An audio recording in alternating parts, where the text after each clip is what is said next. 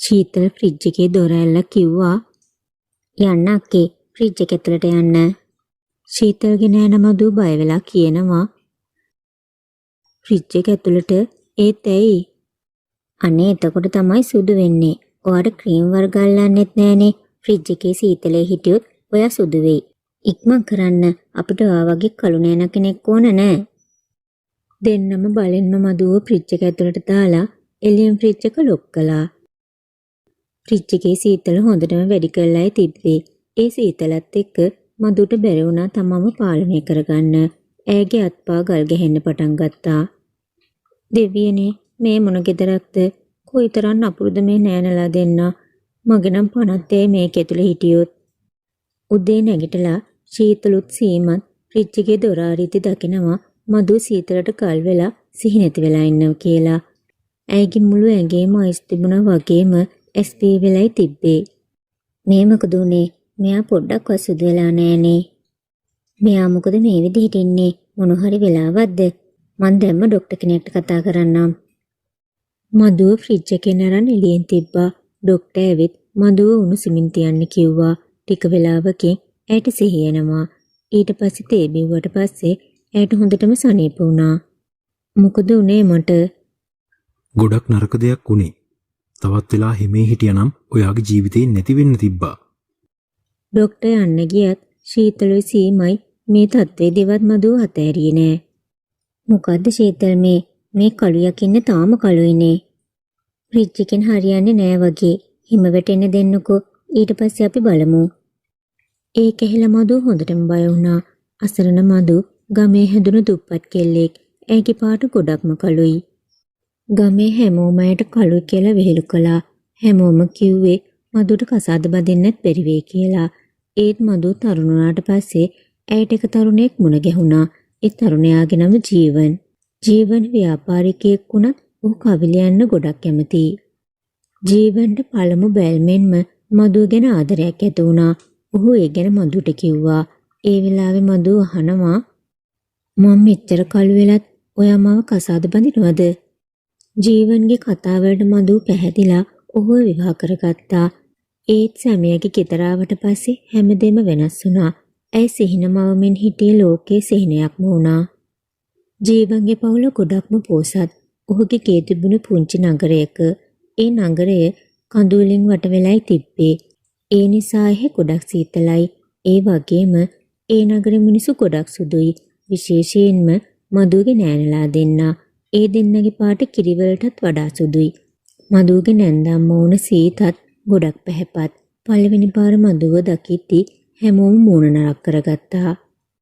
මේ මොකද පුතේ? ඔයා කිව්වේ ඔයාගේ බිරිඳ ගොඩක් ලස්සනයි කියලානේ. ඉතින් ලස්සනයි තමයි අම්මේ. කොහෙ තියෙන ලස්සනක්ද? කපුටන්ටත් වඩා කළුයිනේ මෙයා. සීමයි ශීතලුයි මදුව දැකලා hina වෙන්න පටන් ගත්තා. මේ තරම් කළු කෙල්ලොත් ඉන්නවද? අපි නම් දැනගෙන හිටියේවත් නෑ.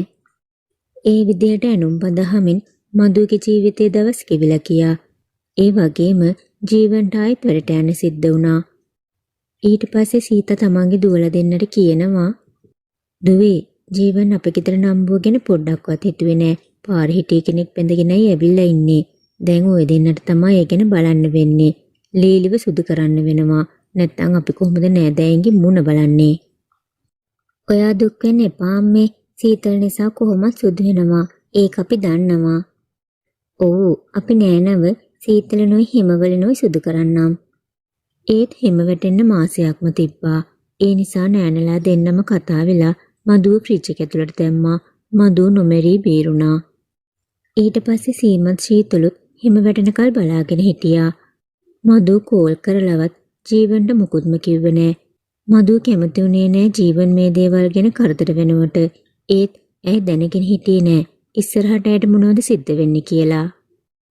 මාසයක් කෙවිලා ගිහින් හිම වැටෙන්න පටන් ගත්තා. හැමෝම සීතලනොයි හිටියේ. ඒ වෙලාවේ සීමයි ශීතලුයි කියනවා අක්කේ දැන් හොඳටම රෑ වෙලා යන්න කින්නවා එළිය හිටගන්න. ඒත් එළිය ගොඩක් සීතලයිනේ ශීතල්. ඔව් ඒක නිසා තමයි යන්න කියන්නේ. සීතලෙන් තමයි ඔයා සුදු වෙන්නේ. ෆ්‍රිජ් එක ඇතුලේ ඉඳලා මගේ තත්ත්වය ගොඩාක් නරකතට හැරුණා. දැන් එළිය සීතලේ හිටියොත් මම මෙරිලා යයි. මෙහෙම කළු වෙලා ජීවත් වෙනට වඩා මැරෙන එක හොඳයි. කෝ එන්න යන්න එළියට. තල්ලු කරලා දෙන්නම මදුව එළියට දැම්මා. ඊට පස්සේ දෙන්නම ගෙන් හොඳට නිදාගත්තා. අසරණ මදු සීතලයේ ගැහෙමින් රාත්‍රියේ ගෙව්වා. අනේ දෙවියනේ මේ මොනවද මට සිද්ධ වෙන්නේ? මම මොකටද මේ ගෙදරට කසාද බැඳලා ආවේ? මට තනිකඩ වෙන්නයි තිබ්බේ. එහෙම වුණා නම් මට සැනසීමෙන් නිදා ගන්න හරි තිබ්බා. අනේ දෙවියනේ මාව පේර ගන්න. මදු මුළු රෑම සීතලේ හිටියා. ඇයට උණ හැදුනා. ඇය හයියෙන් කිවිසුම් යවන්න පටන් ගත්තා. ඒත් ඇය සුදු වෙලා නම් හිටියේ නෑ. මේ මොකද? ලේලි තාම කළුයි සීතල්. සීමා ඔයාලා දෙන්න මොනවද මේ කරන්නේ? එක කළු කෙල්ලෙක් ඔයාලට සුදු කරන්න බැරිද? සීත තමන්ගේ දෝලා දෙන්නට ගොඩක් දොස් කිව්වා. ඒ නිසා ඔහොන් දෙන්න හිටියේ ගොඩක් තරහින්. හිම වැටෙන එකත් ගොඩක් වැඩි වුණා. උණ තිබ්බත් මදුට ගෙදර වැඩ ඔක්කොම කරන්න සිද්ධ වුණා. වැඩ ඉවර වෙලා ඇයි කෑම කන්න යද්දි සීතල් ඇවිත් කියනවා. ඔයා මේ දේවල් කන්න එපා. ඔයා දැන් කන්න ඕන අයිස් කැට. තේරුණාද? අයිස් කැට? ඒත් මට හොඳටම උණනේ. ඉතින් මොකද? ඔයා සුදු වෙන්න ඕන. දෙන්නම බලෙන් මදුවට අයිස් කැට කැව්වා. මදු සීතලෙන් කහින්න ගත්තා. හවස මදු තුන් දෙනාටම තේ හැදුවා. ඒත් මදුට කවුරුත් තේ බොන්න දුන්නේ නෑ. තේ බිව්වොත් තවත් ටිකක් කළු වෙයි. මගේ දුවලගේ මහන්සිය අපතේයි. තේ බොන්න එපා. ඊට පස්සේ රැයට ආයෙත් මදුව එළියට යවුවා. ඒ විදිහට ඇයගේ දවස් ගෙවෙන්න ගත්තා. ටිකෙන් ටික මදුවගේ ඇසෙනීප වැඩි වුණා. ඒත් සීමයි ශීතලුයි පරාජය බාරගත්තේ නෑ. දවසින් දවස කරදර වැඩි වෙන්න පටන් ගත්තා. මදුවගේ උණ හොඳ වෙන්නත් කලින් අයිස් කැටි ගෙනත් ඇයගේ ඇඳ උඩට දැම්මා. ඊට පස්සේ ඒක උඩ ඇයව නිදි කෙරෙව්වා. අයිස් කැටි උඩ ඇය හොඳටම කෙදිරි කෑවා. කෑ ගැහුවා. ඒත් කවුරුත් ඇය ගැන බැලුවේ නෑ. උදෙන්ම ජීවන් ගෙදර ආවා. මදු මං ආවා. මදු ඔයා කොහෙද? මං ආවා. ජීවන් කාමරයට ආවට පස්සේ ඔහු දකිනවා මදු අයිස් උඩ නිදාගෙන වෙවුලනවා කියලා. ඔයා ආවද? අනේ මාව බේර ගන්න. මාව මැරිලා යයි. ජීවන් මදුව අරගෙන ඉක්මනින් හොස්පිටල් එකට ගියා. මාසයක් තිස්සේ මදුවට ප්‍රතිකාර කළාට පස්සේ ඒ සනීප වෙනවා. ජීවන් තමාගේ ගෙදර එක කේන්තිනුව හිටියේ. මං ඔයාලා හැමෝම පොලිසියට අල්ලලා දෙනවා. මේ මොනෝද පුතේ කියන්නේ? අපි ලේලිව සුදු කරන්නයි මේ හැමදේම කළේ. මොනවද වෙන්නේ සුදු වුණා කියලා? ඔයාලගේ පාටත් සුදුයි නේද? සුදු වුණා කියලා ඔයාලා මොනවද ජීවිතේ ඉගෙනගෙන තියෙන්නේ? ඒත් මදු ජීවන් පොලිසියන එක නතර කළා. ඊට පස්සේ ජීවන් හැම බැඳීමක්ම අතෑරලා මදු එක්ක ඒ ගෙදරින් යන්න ගියා. සුදු හැම වගේම අන්ධ විශ්වාස නිසා ඒ පවුල තමන්ගේ පුතාව නැති කරගත්තා.